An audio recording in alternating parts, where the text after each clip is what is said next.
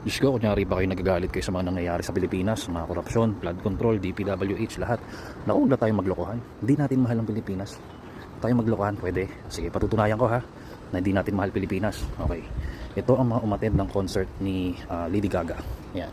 Ito naman ang mga umattend sa concert ni Maroon 5. Okay, ayan. Tapos ito yung umattend sa concert ni BTS. Okay? At marami pang ibang mga concert, no? Ito binayaran nyo pa to no?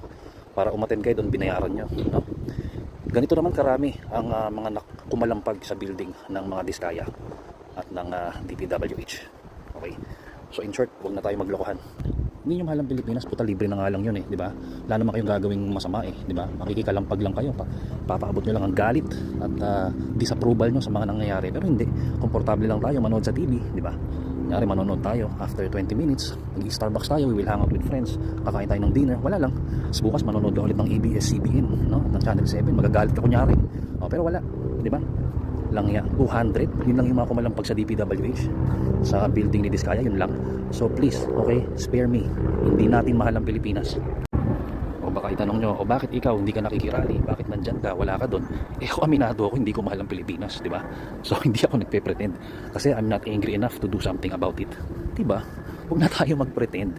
Sa matter of fact, suportahan natin yung mga nangungurakot na yan. So ako pro Diskaya ako, pro DPWH, pro Engineer Bryce ako. 'Di ba? Go lang, sige, kurakutin niyo pa, kunin niyo na lahat. Total wala naman kaming pakialam, 'di ba? Yun lang naman yung point ko. Bye-bye.